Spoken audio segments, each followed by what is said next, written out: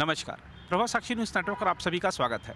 लोकसभा चुनाव से पहले तमाम राजनीतिक दल किसी गठबंधन में शामिल हो रहे हैं तो किसी गठबंधन से निकल रहे हैं। तमाम तरह के राजनीतिक समीकरण बन रहे हैं।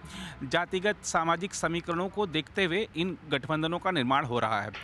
उत्तर प्रदेश की बात करते हैं। उत्तर प्रदेश 80 संसदीय सीटों के साथ देश का बहुत बड़ा राजनीतिक महत्व रखने वाला राज्य है। बीजेपी कह रही है कि हम यहाँ पर 80 की 80 सीटें जीतने के लिए काम कर रहे हैं और दावा कर रही है कि हम 80 सीटें जीतेंगे भी। यहाँ पर अगर हम देखें तो बीजेपी ने अपना दल राष्ट्रीय लोकदल और निषाद राज पार्टी के साथ गठबंधन किया है यहाँ पर, और सुभाषपा जिनके नेता ओम प्रकाश राजभर अब मंत्री भी बन गए हैं योगी सरकार में। तो ये इन 4 दलों के साथ बीजेपी का गठबंधन है उत्तर प्रदेश में। अगर हम विपक्ष के गठबंधन की बात कर लें तो वहाँ पर समाजवादी पार्टी और कांग्रेस के बीच में गठबंधन है। अब बात आती है बसपा की। बहुजन समाज पार्टी ऐलान कर चुकी है कि हम लोकसभा चुनाव अकेले लड़ेंगे। मायावती के ऐलान कर चुकी हैं कि हम अकेले सभी सीटों पर अपने प्रत्याशी उतारेंगे।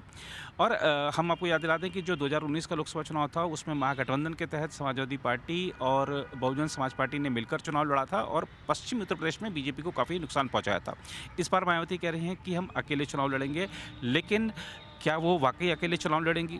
क्या उनके साथ गठबंधन की बातचीत कोई पार्टी कर रही है? इस बारे में तमाम तरह की अटकलें चल रही हैं और जो तमाम अटकलें हैं उनमें से ताज़ा अटकल ये है कि समाजवादी पार्टी और कांग्रेस एक बार फिर से बात कर रही है बहन जी के साथ कि गठबंधन किया जाए।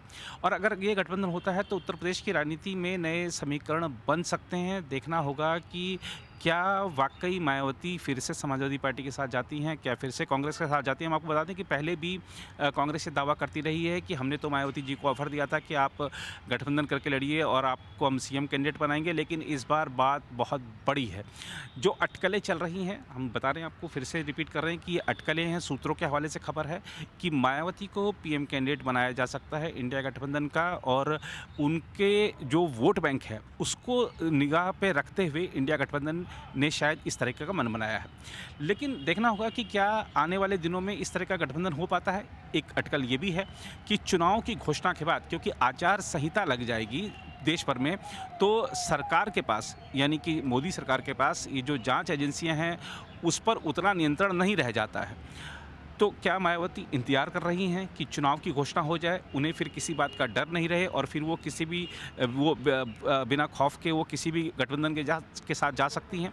ये देखने वाली बात होगी। हम आपको बता दें कि तमाम जो राजनीतिक दल हैं विपक्ष के, वो आरोप लगाते रहे मायावती पर कि वो सरकारी एजेंसियों से डर रही हैं, सरकार के दबाव में हैं, इसलिए जब तब बीजेपी का समर्थन कर देती हैं प्रत्यक्ष या अप्रत्यक्ष तौर पर। और गठबंधन से भी उन्होंने इसीलिए इनकार किया क्योंकि उनको जाँच एजेंसियों को डर था। तो क्या आचार संहिता लगने के बाद जब जाँच एजेंसियों का डर खत्म हो जाएगा तो क्या मायावती फिर से समाजवादी पार्टी के साथ जाएंगी, कांग्रेस के साथ जाएंगी? हम आपको बता दें कि कांग्रेस शुरू से चाहती रही है कि समाजवादी पार्टी के साथ जो गठबंधन है उसमें मायावती शामिल हों। बताया जा रहा है कि प्रियंका गांधी की तरफ से ये पहल की गई है और जिस तरीके से बीजेपी उत्तर प्रदेश पर बहुत हद तक निर्भर है 400 का आंकड़ा पार करने के लिए, तो कांग्रेस की और तमाम विपक्षी दलों की ये कोशिश है कि उत्तर प्रदेश में ही उसके सारे समीकरण गड़बड़ाए जाएं। अब ये इसमें कितने सफल हो पाते हैं और क्या ये समीकरण वाकई में बन पाते हैं, देखने वाली बात होगी। लेकिन ये जो अटकलें हैं, और चुनाव से पहले तमाम तरह की अटकलें चलती हैं, तमाम तरह के गठबंधन बनाने के प्रयास होते हैं, तमाम तरह की कवायदें चलती हैं, उसी के तहत ये भी एक कवायद हो रही है। तो उत्तर प्रदेश से एक बड़ा पॉलिटिकल अपडेट है। अपडेट ये है कि मायावती शामिल हो सकती हैं इंडिया गठबंधन में। समाजवादी पार्टी कांग्रेस के साथ उनका गठबंधन हो सकता है। यहाँ तक भी खबर है कि मायावती को पीएम कैंडिडेट बनाया जा सकता है। इस बारे में जो घटक दल हैं उनके बीच में आम राय बनाई जा रही है। देखना होगा कि ये जो अटकल है कितनी सच है और क्या वाकई ये हकीकत बन पाती है। फिलहाल इस रिपोर्ट में इतना ही। बाकी देश की नई खबरों के लिए बने रहें प्रभा साक्षी के साथ। अगर आप भी लेना चाहते हैं देश दुनिया की तमाम जानकारी तो आज ही सब्सक्राइब करें हमारे चैनल को। साथ ही नीचे दिए बेल आइकन को जरूर दबाएं ताकि हर अपडेट आप तक पहुंच सके।